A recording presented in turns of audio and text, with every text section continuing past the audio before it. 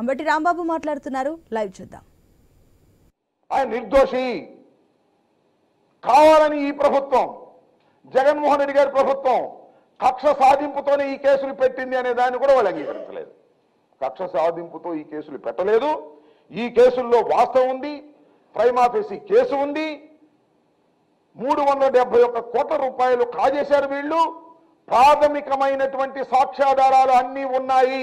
Go head for enquiry అనేటువంటి పద్ధతుల్లో నిన్న తీర్పు ఇస్తే పాపం ఈనాడు ఆంధ్రజ్యోతి గిలగిలగిల్లాడిపోతున్నారు. ఎక్కడ సందు దొరకలా. కానీ నిన్న మాత్రం చంద్రబాబు విజయం అని చెప్పి మొట్టమొదటి చెప్పారు. మన నాలుగు గరుచుకున్నారు. మన నాలుగు గరుచుకుని ఏదో డొంక తిరుగుడు రాతలన్నీ రాసేటటువంటి ప్రయత్నం ఇవాళ చేస్తున్నారని ఈ సందర్భంగా నేను మనవి చేస్తున్నాను. ఇలా ఒక దుర్మార్గమైనటువంటి కార్యక్రమాలు చంద్రబాబు నాయుడు గారు చేశారు. మీకు చూశారు కదా, చంద్రబాబు నాయుడు గారు 52 రోజులు జైల్లో ఉన్నాడు. జైల్లో ఉన్నప్పుడు ఏం చెప్పారు చూశారుగా మీరు. ఆయనకి అసలు ఒంట్లో బాగోట్లేదు అన్నారు, ఆయన గుండెపోటు అన్నారు, ఇంకోటేదో 100 కారణాలు చెప్పి బెయిల్ తెచ్చుకున్నారు. కానీ బెయిల్ తెచ్చుకోవడం అనేది సహజమైనటువంటి అంశం. ఇవాళ కాబట్టి రేపు కాబట్టి ఎల్లుండి ఎవరికైనా బెయిల్ రావాల్సిందే. నేరం రుజువయ్యేంత వరకు కూడా లోపల ఎట్టి పెట్టాల్సిన అవసరం లేదు. కానీ వాళ్ళు వచ్చి రంకెలేస్తున్నాడు. ఆయనకేమో ఆరోగ్యం బాగోలేదు. జైల్లోకి వెళ్తేనేమో ఆయనకి ఆరోగ్యం బాగోదు, బయట ఉంటే మాత్రం రంకెలేసేటటువంటి కార్యక్రమం. జగన్మోహన్ రెడ్డి గారి మీద రంకెలేస్తాడు, నా మీద రంకెలేస్తాడు, నేను ఆంబోత్ అంటాడు, ఇష్టం వచ్చినట్టుగా మాట్లాడుతుంటాడు. అలాంటి చంద్రబాబు నాయుడు గారు స్కిల్ స్కామ్లో చాలా డైరెక్ట్గా దొరికిపోయినటువంటి సందర్భాన్ని మనం చేస్తున్నాం. సీమన్స్ అనే కంపెనీ వాళ్ళు చెప్పారు చాలా క్లియర్గా.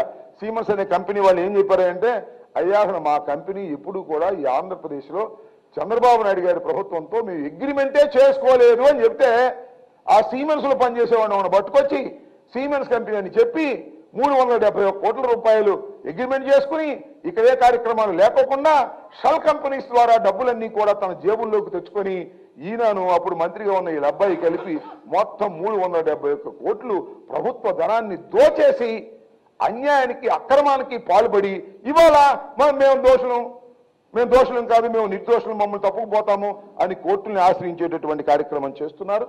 ఈ ఒక్క కేసే కాదు, ఆయన మీద ఈ నైపుణ్యాభివృద్ధి సంస్థ పెట్టినటువంటి స్కిల్ డెవలప్మెంట్ కుంభకోణం 371 కోట్లు కానీ, ఫైబర్ నెట్, అవి కూడా ఫైబర్ నెట్ కేసులో కూడా ఇలాగే కొన్ని 100 కోట్ల రూపాయలు కాజేసినటువంటి సందర్భం. ఇన్నర్ రింగ్ రోడ్డు కేసులో కూడా ఇలాగే ఇన్నర్ రింగ్ రోడ్ అటు తిప్పుతామని అక్కడ కూడా డబ్బులు కాజేశారు. మద్యం విధానం మీద కేసు, అదేవిధంగా ఉచిత ఇసుక విధానం మీద కేసు, అమరావతి అసైన్మెంట్ భూముల మీద కేసు, అంగళ్ళ కేసు వెళ్ళి చూశారు కదా మీరు. అంగళ్ళ ఊరెళ్ళి గందరగోళం చేసి తినాడు 7 కేసు కూడా బుక్ చేశారు. ఒక కేసు కాదు, అనేకమైన నేరాలకు చంద్రబాబు నాయుడు గారు ముఖ్యమంత్రిగా ఉన్నప్పుడు పాల్గొన్నాడు, అనేక నేరాలకు పాల్పడ్డాడు. ఆ నేరాలన్నిటినీ కూడా సాక్ష్యాధారాలతో, ప్రాథమికమైన సాక్ష్యాధారాలతో సేకరించి ఇన్వెస్టిగేషన్ చేసి వారి మీద కేసులు వేసి కోర్టులో ఇవాళ ఫైట్ చేస్తున్నది ప్రభుత్వానికి కూడా ఈ సందర్భంగా మనవి చేస్తున్నాను. అన్నిసార్లు తప్పించుకోలేదు దొంగ. ఒకసారి తప్పించుకుంటే, 2 సార్లు తప్పించుకుంటే, 3 సార్లు తప్పించుకుంటాడు. రోజు ఇదే పనిగా నేరం చేస్తున్నటువంటి చంద్రబాబు నాయుడు గారిని పట్టుకోవడం జరిగింది. చట్ట ప్రకారంగా వారిని శిక్షించే క్రమంలోకి వెళుతున్నాం. చట్ట ప్రకారం క్రిమినల్గా ఆయన్ని గుర్తించి చట్ట ప్రకారం ఆయన మీద యాక్షన్ తీసుకునే కార్యక్రమం చేస్తుంటే చట్టం సందుల్లోంచి తప్పుకుపోవాలనేటువంటి ఒక ప్రయత్నం చంద్రబాబు నాయుడు గారి దగ్గర ఉన్నటువంటి ఆర్థిక బలంతో ప్రయత్నం చేస్తున్నాడు. దానికి తోడు ఈనాడు, ఆంధ్రజ్యోతి, TV5 వీళ్ళు చంద్రబాబు నాయుడు గారిని ఏదో విధంగా గొప్ప వ్యక్తిగా చిత్రీకరించాలని, ఆయన నిర్దోషిత్వం అని, ఆయన నిర్దోషని, ఆయన తప్పు చేయలేదని ఇలాంటి కథనాలన్నీ రాసి జగన్మోహన్ రెడ్డి గారి మీద బురదలేటటువంటి కార్యక్రమాలు చేస్తున్నారు. దీన్ని రాష్ట్ర ప్రజానీకం గమనించాలని మనవి చేస్తున్నా. చంద్రబాబు నాయుడు గారు పట్టుబడినటువంటి దొంగ. చంద్రబాబు నాయుడు గారు చట్టం నుంచి తప్పించుకుని పారిపోయే ప్రశ్నే లేదు. విచారణ ఎదుర్కోవలసిందే. ఈ విచారణలో చివరికి చంద్రబాబు నాయుడు గారికి శిక్ష తప్పదు. బలమైన సాక్ష్యాధారాలు సేకరించిన తర్వాత మాత్రమే సిఐడి ఈ కేసులన్నింటినీ కూడా విధించింది, రిజిస్టర్ చేసింది, కోర్టులో సబ్మిట్ చేసింది తప్ప ఏ విధమైన కక్ష సాధింపు కూడా లేదు అని ఈ సందర్భంగా నేను స్పష్టంగా చెబుతున్నాను. ఇదే విషయాన్ని సుప్రీంకోర్టులో కూడా నిన్న ఏ విధమైన కక్ష సాధింపులతో పెట్టినటువంటి కేసు కాదు అని చాలా స్పష్టంగా వారు చెప్పారని మనం చేస్తున్నాం.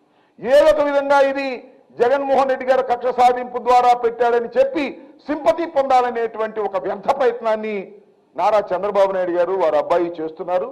దీన్ని రాష్ట్ర ప్రజానీకం గమనించాలని మనం చేస్తుంది. నేను ఒకటే మనం చేస్తున్నా, అసలు వాళ్ళ మీద కక్ష సాధించాల్సిన అవసరం మాకేంటండి? What is their capacity now?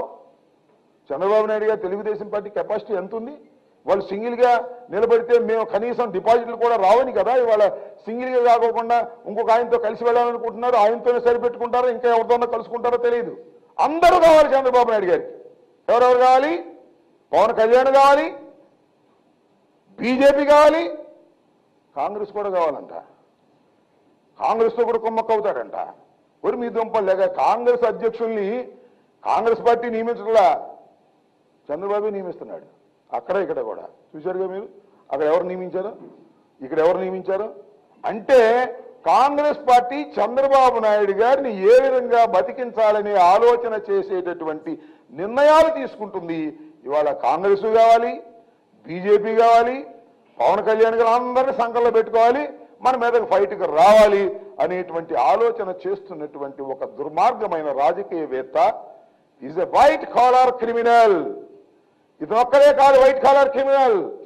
Nara Chandrababu Naidu white collar criminal, Lokesh white collar criminal, Ramoji Rao white collar criminal. వీళ్ళందరూ క్రిమినల్స్.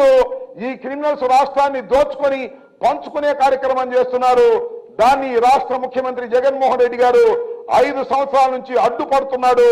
అడ్డుపడి సాక్ష్యాధారాలు సేకరించి కోర్టులలో కేసులు పెట్టి వ్యాజ్యాలు అదేవిధంగా విచారణలు జరుపుతూ ఉంటే వాటి నుంచి తప్పించుకుపోవాలని చాలా ధనమదంతో వీళ్ళందరూ ప్రయత్నం చేస్తున్నారు. వీరందరికీ శిక్ష తప్పదని ఈ సందర్భంగా నేను మనవి చేస్తున్నాను.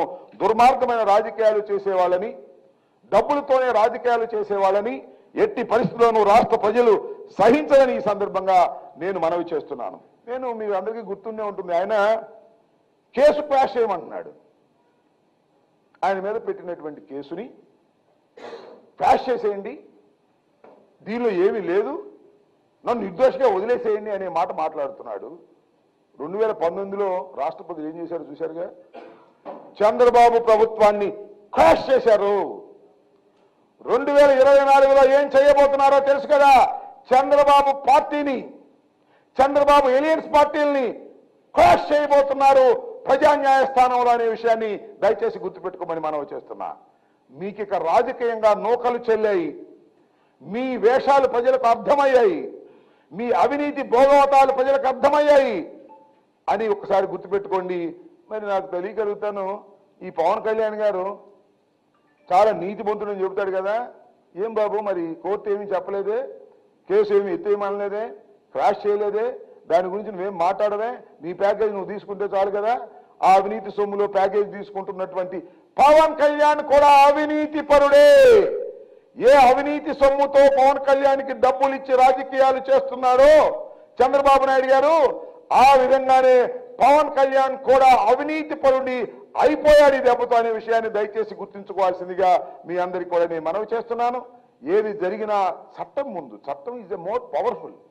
డాక్టర్ బిఆర్ అంబేద్కర్ సృష్టించినటువంటి రాజకీయం, సృష్టించినటువంటి రాజ్యాంగం రేపు 29వ తారీఖున మీరు చూస్తున్నారు, 19వ తారీఖున జగన్మోహన్ రెడ్డి గారి నాయకత్వంలో బిఆర్ అంబేద్కర్ విగ్రహాన్ని కనీ విని ఎరుగని రీతిలో అద్భుతంగా 206 అడుగుల విగ్రహం, బేస్మెంట్ విగ్రహం 125, మిగతాది బేస్మెంట్, మొత్తం టోటల్గా 206 అడుగుల విగ్రహాన్ని ఆవిష్కరించబోతున్నాం విజయవాడ నడిబొడ్డులో.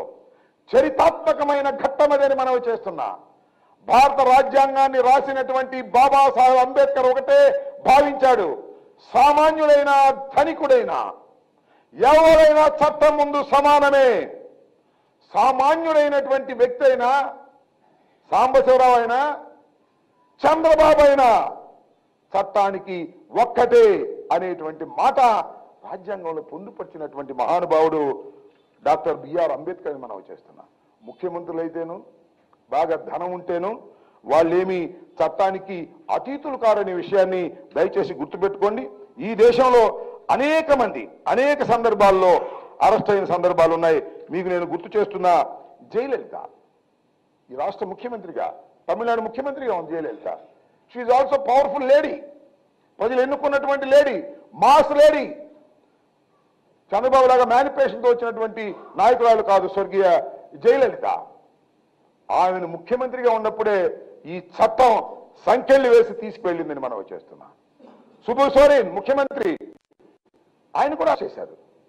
చట్టానికి ఎవరైనా ఒకటే, చంద్రబాబు అయినా ఒకటే, చిన్న బాబు అయినా ఒకటే, పెద్ద బాబు అయినా ఒకటే. చట్టం నుంచి తప్పించుకోలేవు. చంద్రబాబు గుర్తుపెట్టుకో, నీకు కోటాను కోట్ల రూపాయలు దోచిన సొమ్మున్నా నువ్వు మాత్రం చట్టం నుంచి తప్పించుకోలేవు. శిక్ష పడటం తప్పదు నీకనే విషయాన్ని గుర్తుపెట్టుకోమని మనవి చేస్తున్నా. నిన్ను క్యాష్, నేను ఇంకోటి కూడా చెప్తున్నా, కుప్పంలోనే రేపు క్యాష్ అయినా, కుప్పంలోనే గెలిచే పరిస్థితి లేదు చంద్రబాబు నాయుడు గారని మనవి చేస్తున్నా. నేరాలు చేసిన 1000 గొడ్డును తిన్న రాబొందు ఒక గాలివనకు తెచ్చిద్దంట. ఒక సామెత ఉంది మాకు. 1000 గొడ్డును తిన్న రాబొందు ఒక్క గాలివానకు తెస్తుందంట. రేపు కొట్టే గాలివానకి ఈ 1000 గొడ్డును తిన్న రాబొందు చావటం ఖాయం, క్రాష్ కావటం ఖాయమని ఈ సందర్భంగా వైఎస్ఆర్ కాంగ్రెస్ పార్టీ తరఫున మీ ద్వారా రాష్ట్ర ప్రజానీకానికి మనవి చేస్తున్నానని తెలియపరుస్తూ ఉన్నాను. ఇంకా